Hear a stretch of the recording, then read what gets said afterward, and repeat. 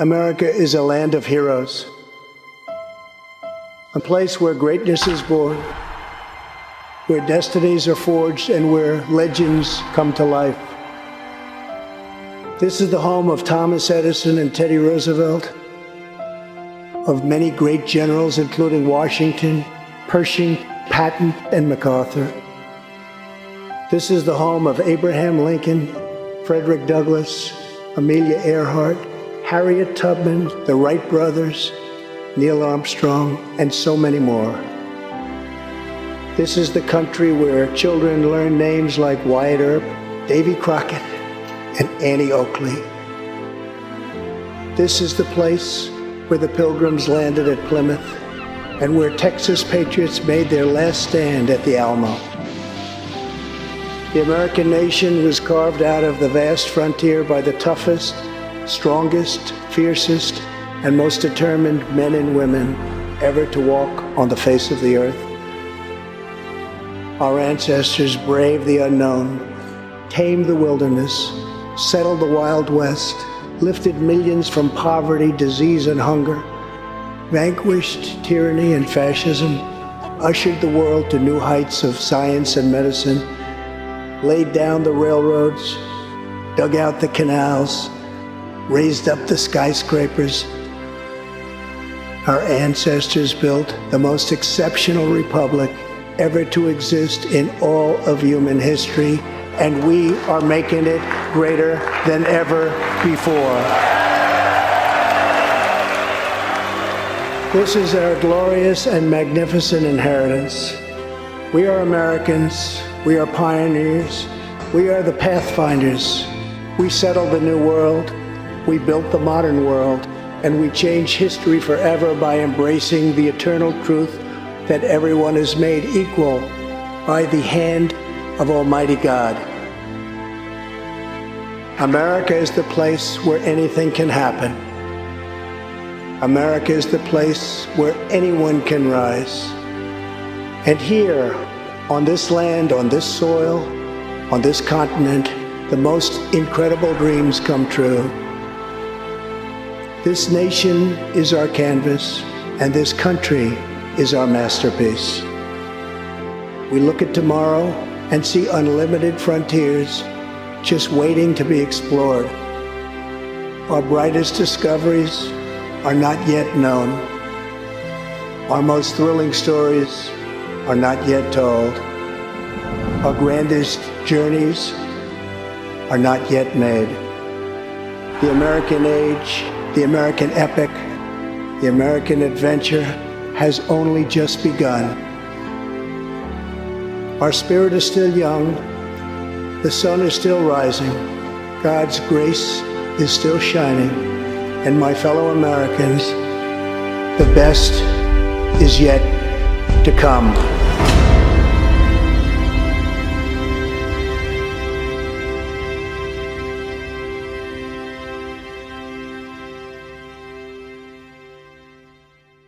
Welcome to In Pursuit of Truth. This is your host, Sir Patrick Max, starting you out on a light note. Today, we are over here at the YouTube page of Joe M. You just saw his video entitled The Best Is Yet to Come, Trump 2020. And I want to say thanks to Joe M. I know Joe watches the show. Thank you very much for another brilliant video. Great way to start off the day. This comes off of his tweet. They tried to impeach this Well, it failed, and now the best is yet to come. Hashtag Trump 2020 landslide. Indeed, and just another great video from Joe M. So do me a favor, this will be linked down below for you. Give it a click, give it a like over there, because I want to make sure that his channel gets that. It's just Joe M over there on Twitter, and of course it will be linked down below. But once again, we love you, Joe, and welcome back, and thanks for a beautiful video. Let's get started on the Q posts now.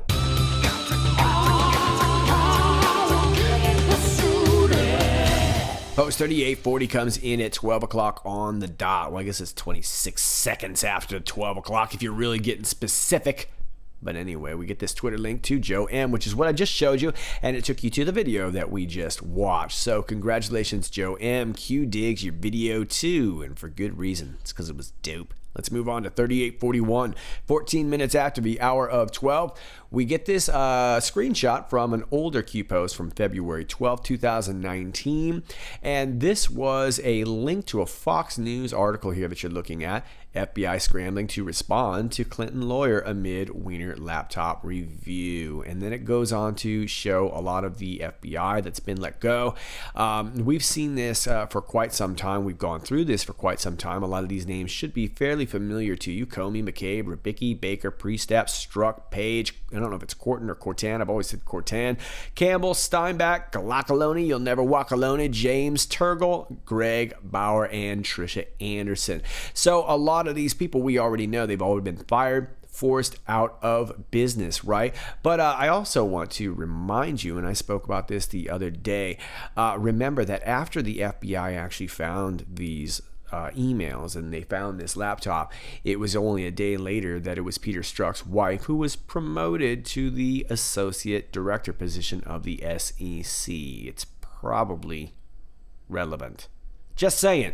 So we've gone through this for quite some time, and if you want to get more detail into some of the names, I suggest you just go to the corresponding date. In general, if you want to get some background on some of the older Q posts, usually I will post the very next day. So if Q posts on the 12th, my video will be on the 13th. And if you hover your mouse over all of my videos, they all have the date on them. So that's how you'll find my videos, and you can go over some of this. But Q is basically just pointing us to the idea that this has taken a long time to clean some of this out. It's a very, very deep swamp. And then we get this Twitter status to the Q All-Star Methods on Twitter, who says, listen carefully, and I highly suggest you watch the full episode.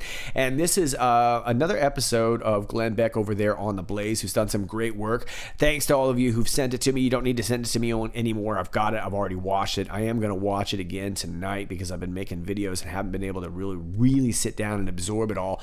But this is a brilliant video. It's about an hour long or something like that. But this video here that Methods is turning us on to is only about a minute long. So let's check it out. I want you to know clearly this has not been verified by the court, but by the outside firm that alleges to have bank account records for Burisma and Hunter Biden. They go on to identify some of the recipients of the Burisma money laundering web. And I want to show you this from page 6. Quote, Burisma Holdings Limited finances Atlantic Council, Ukraine, associated rogue operatives from the U.S. State Department, Five Eyes, and CrowdStrike in Ukraine using Privat Bank. So if CrowdStrike is in fact part of a list of payees from Burisma, then this is yet another U.S.-based link that our prosecutors could use to follow the money, just like Hunter Biden. What was CrowdStrike? Suddenly the mention of CrowdStrike isn't so laughable because it's not about the conspiracy. It's about money laundering. The media not only failed to ask the right questions, they don't want to ask any questions. But now I hope someone will. So there you have it. Really, really good points there in a short video. And thanks, Methods, for condensing that, because that's really important to remember. And thank you to Glen Beck, who's doing some really great work as of recent, especially since he joined the Blaze over there. But I really appreciate this video, and this will be linked down below for you as well, so you can check it out later if you've not seen it already. Thank you to Methods for pointing that out. Q says, if dirty cops ran the investigation into the DNC breach, Could an argument be made that it was corrupt? Of course it could. And he alluded to it in his interview, I believe it was on the White House lawn yesterday, saying that, maybe this whole thing should just get tossed out. And once again, we see CrowdStrike with their dirty little hands into this. And like Glen Beck says, this isn't about a conspiracy when we can actually just show you that here's the payment. This is the money that you're getting. Of course, Privat Bank had their hands in all of this. So this was just another clear example of how CrowdStrike was crying Russia, Russia, Russia. Meanwhile, it was constantly Ukraine, Ukraine, Ukraine. And there were a few people that were kind of trying to turn us onto that for quite some time. But of course, Russia was meant to be the narrative. If dirty cops ran the investigation into election interference, could an argument be made that it was corrupt? Of course. If dirty cops ran the investigation into HRC's private server email scandal, could an argument be made that it was corrupt? Yes. And here's where our conundrum really is, I think, especially with the citizens on the left, or the people that hate Trump, or the people that just don't really want to see how this all worked out. What's odd and ironic is that they would like to argue that we've been crying about Hillary all this time, all this whataboutism. How come you have to keep bringing up Hillary? But what we see that time and time again is that everything seems to lead right back to her. Her emails were being shared with China. We knew this in 2015. I talked about this yesterday. And of course, it was Peter Strzok that was warned. Peter Strzok was the one who was in charge of all this. So you have that angle. And I just told you about the connection to his wife in the SEC. And yesterday, I told you about his connection to the judge that accepted Flynn's plea deal and then later was recused. And let's not forget, too, the James Comey's role in this, right? And here he goes. He opens, he closes it. He opens it again. This whole investigation kind of got watered down after his little meeting with Aunt Loretta Lynch. And of course, Aunt Loretta Lynch also had a private meeting with Bill Clinton on the tarmac while his wife was under investigation, which is demonstrably illegal. And I'm surprised that more talking isn't being done, even in conservative media, about that point. Remember, Bill Clinton waited on this tarmac for about 4 hours just so he could talk to Aunt Loretta Lynch while his wife was under investigation. Now, whatever happened in that meeting, we don't know. They said they talked about grandkids, I guess, for all that time. What we do know is that after that conversation happened, all of a sudden this whole email thing became a matter. What difference does it make, right? Russia did not penetrate the DN server. Yes, we already know this. Scientifically, it's just impossible, right? We know that this was moved on to a thumb drive. It's the only way you could do it at that speed. Internal download / release, which is exactly what Q is saying right there. CrowdStrike's manipulation of source. Yeah, they were the one in charge of all the information. And of course, they were the one that were saying, no. It was these Russian spies. Russia did not interfere with U.S. election of 2016. Yeah, believe me, if they did, Hillary would have won. CrowdStrike manipulation of source. The truth will be made public. Q. And it looks like this was a great first step. So congratulations to Glen Beck. Like I said, love him or hate him, I don't really care. You can send that to Glen Beck. But all I can say is that since he's joined the Blaze, he's done some really phenomenal work that's worth referencing. And I appreciate that. And if you want to check that video out, it's linked down below. Let's move on. Post 3842, 29 minutes after the hour of 12. Why is China / Qatar donating vast sums of money to our education institutions? Well, because this is something that's been going on for quite some time, right? It's the reason I made not only one, but 2 Weatherman videos. The educational system is how you essentially disseminate whatever it is that your narrative is. And remember that anything coming from China is coming from China State China, Beijing Red China, right? Let's take you to the first link, which is to Yahoo News. It actually starts you off with a graph where the money goes. Harvard was the biggest recipient of money from China since 2013. And there's a graph right there. The money is represented in orange, even though money's green. Harvard got a bunch of orange. New York also got a bunch of orange, but not as much as Harvard, which is basically headquarters for liberal activism, right?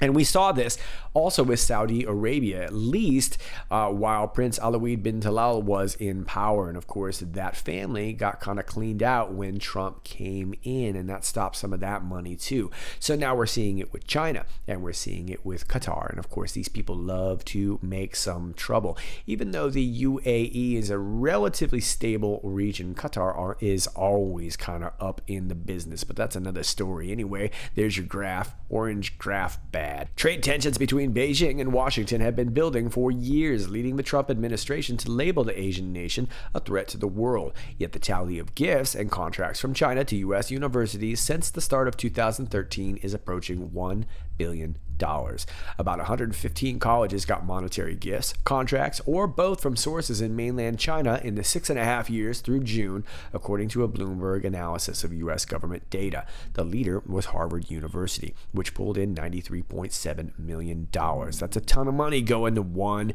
university right there, right? And of course, remember, this is a liberal activist university. The majority as gifts. The University of Southern California and University of Pennsylvania were second and third.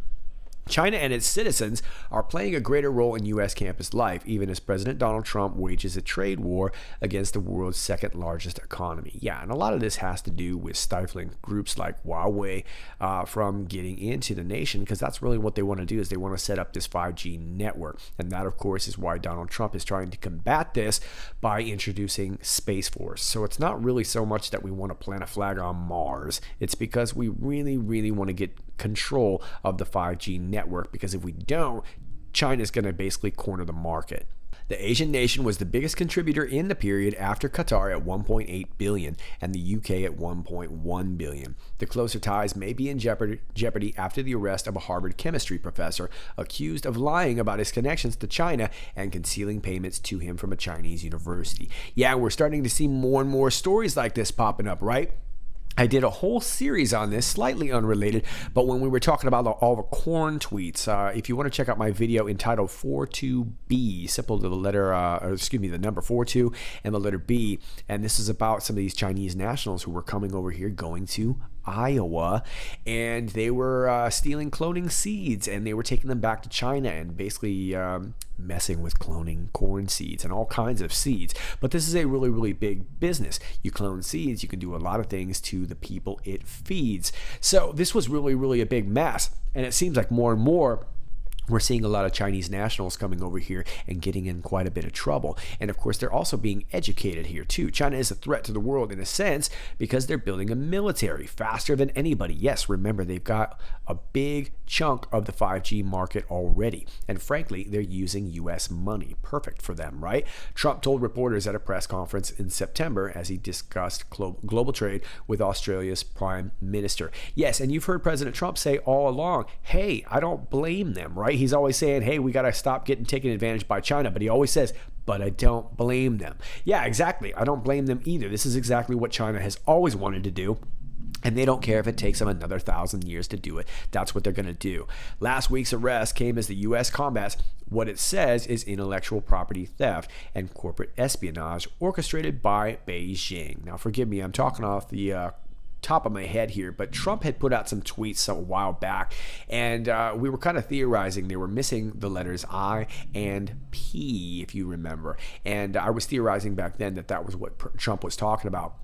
Essentially missing intellectual property, right? Still, the numbers of Chinese students at U.S. colleges has almost tripled over a decade. China accounts for 1/3 of the 1.1 million foreign students, according to data from 2018-19 compiled by the Institute of International Education. Schools have been looking to global sources to fill seats and find cash in the face of government cuts. So you can see now why the face of government cuts makes a little bit of sense, right? The second link takes you to justice.gov. These are the arrests. The Department of Justice announced today that the chair of Harvard University's Chemistry and Chemical Biology Department and 2 Chinese nationals have been charged in connection with aiding the People's Republic of China. Dr. Charles Lieber, 60, chair of the Department of Chemistry and Chemical Biology at Harvard University, was arrested this morning and charged by criminal complaint with 1 count of making a material materially false, fictitious, and fraudulent statement. Lieber will appear this afternoon before Magistrate Judge Marianne B. Bowler in federal court in Boston, Massachusetts. Yan Chengjie, 29, a Chinese national, was charged with an indictment today with one count each of visa fraud, making false statements, acting as an agent of a foreign government, and conspiracy. Ye is currently in China. Sounds a lot like Ilhan Omar Bromar. Zhao Songzhang, 30, a Chinese national, was arrested on December 10, 2019 at Boston's Logan International Airport and charged by criminal complaint with attempting to smuggle 21 vials of biological research to China. Vials of what? Corn seeds? Corona? On January 21st, 2020, Zhang was indicted on one count of smuggling goods from the United States and one count of making false, fictitious, or fraudulent statements. He has been detained since December 30th, 2019.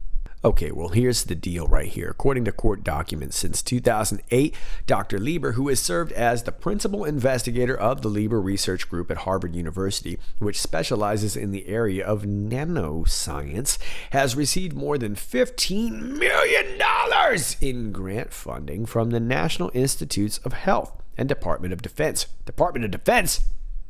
These grants require the disclosure of significant foreign financial conflicts of interest, including financial support from foreign governments or foreign entities. Unbeknownst to Harvard University, beginning in 2011, Lieber became a strategic scientist at Wuhan University of Technology in China and was a contractual participant in China's 1,000 Talents Plan. I wonder if that has anything to do with those 1,000 points of light. From in or about 2012 to 2017, China's 1,000 Talents Plan is one of the most prominent Chinese talent recruit plans that are designed to attract, recruit, and cultivate high-level scientific talent in furtherance of China's scientific development, economic prosperity, and national security. These talent programs seeks to lure Chinese overseas talent and foreign experts to bring their knowledge and experience to China,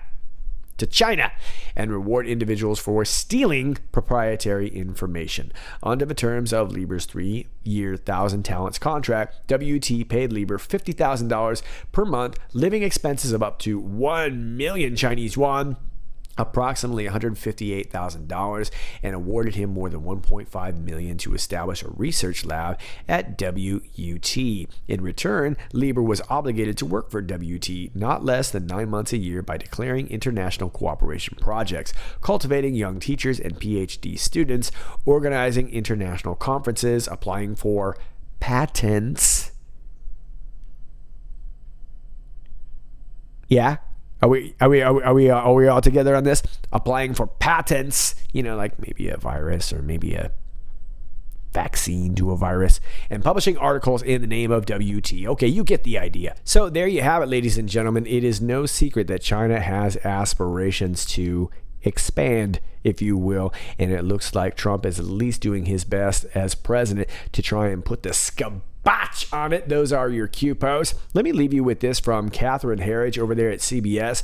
Breaking: lawyer for impeachment witness to Mr. Vindman tells it's Lieutenant Colonel tells CBS News that he was escorted out of the White House and his twin brother. Pentagon officials say Vindman will return to the Department of the Army for assignment until his Army War College class starts this summer. Oh my goodness, this is just terrible. Let's keep going. Breaking: EU Ambassador Gordon Sondland is also out. CBS News has confirmed. I was advised today that the president intends to recall me effective immediately as United States Ambassador to the European Union. Lieutenant Colonel Vindman, brother, escorted from White House earlier. More detail on EU Ambassador Sondland from U.S. government official to CBS News. He hasn't been recalled. He's been fired. He's out. In addition to Lieutenant Colonel Vindman, his brother, apparently other staffers described as not high profile were quietly returned earlier this week. Well, how about that? Let's check it out. This is a reaction from Lieutenant Colonel Vindman himself. He's like, "How dare you? How dare you? You've ruined my dreams. Let's check it out. It would seem that the first shoe to drop post-impeachment acquittal is the fact that Lieutenant Colonel Alexander Vindman, who you remember had concerns about the phone call that the president had with the Ukrainian President Vladimir Zelensky and brought those to the attention of the NSC's lead counsel, has been fired from his job and escorted from the White House. In a statement that was given to Fox News by his attorney, David Pressman, Pressman says, quote, "There is no question in the mind of any American why this man's job is over, why this country now has one less soldier serving it at the White House. Lieutenant Colonel Vindman was asked to leave for telling the truth. His honor, his commitment to right frightened the powerful." Fox had confirmed this morning that Vindman was not long for the job, and the president was asked about it as he was on the way out of the White House earlier today on his way to North Carolina. Here's what the president said. Well, I'm not happy with him. You think I'm supposed to be happy with him? I'm not. They'll make that decision. You'll be hearing. They'll make a decision. Looks like we're down a soldier, ladies and gentlemen. That is distressing indeed. Well, let's not forget that Lieutenant Colonel Vindman seemed to know so much about this Ukraine call with the president. Of course, if he spoke about the details, that might reveal the identity of the whistleblower, even though he said he didn't know the whistleblower. Remember this? As you know, the intelligence community has 17 different agencies to go from. If I could interject here, we don't want to use these proceedings. It's our time, I know, Chair, but we need to protect the whistleblower. Please stop. I want to make sure that there's no effort to out the whistleblower through the use of these proceedings. If the witness has a good faith belief that this may reveal the identity of the whistleblower, that is not the purpose that we are here for, and I want to advise the witness accordingly. Mr. Vindman, you testified in your deposition that you did not know the whistleblower. Ranking member, it's Lieutenant Colonel Vindman, please. Lieutenant Colonel Vindman, you testified in the deposition that you did not know who the whistleblower was. I do not know who the whistleblower is. That is. How is it possible for you to name these people and then out the whistleblower? Per the advice of my counsel, I've been advised not to answer specific questions about members of the intelligence community. Are you aware that this is the Intelligence Committee that's conducting an impeachment hearing? Of course I am. Wouldn't the appropriate place for you to come to testify would be the Intelligence Committee about someone within the intelligence community? Ranking member, per the advice of my counsel and the instructions from the chairman, I've been advised not to provide any specifics on who I've spoken to inside the intelligence community. What I can offer is that these were properly cleared individuals, or was a properly cleared individual with a need to know. Well, this is, you can plead the fifth, but you're here to answer questions and you're here under subpoena. So you can either answer the question or you can plead the fifth. Oh, what a tangled web we weave. That's all I got for you right now, folks. Also, I wanted to report that the head of the IMF has also stepped down. Very, very curious times indeed, and I have a feeling we're going to get a few more resignations as the weeks go on. But that's all I got for you for now. As always, if you like this video, please click like, share, and subscribe. All my links are down below in the video description. I will also try to link the Glen Beck video as well as the Joe M video. Those will be down below in the video description. If you have any information for me, please email me. Please do not DM me on Twitter, but all my other alternate links are down below. My email is down below, my P.O. box is down below, and my Patreon link is down below if you'd like to support the channel. It's all down below. All right, kids, this is Sir Patrick Mack. Till next time, stay funky.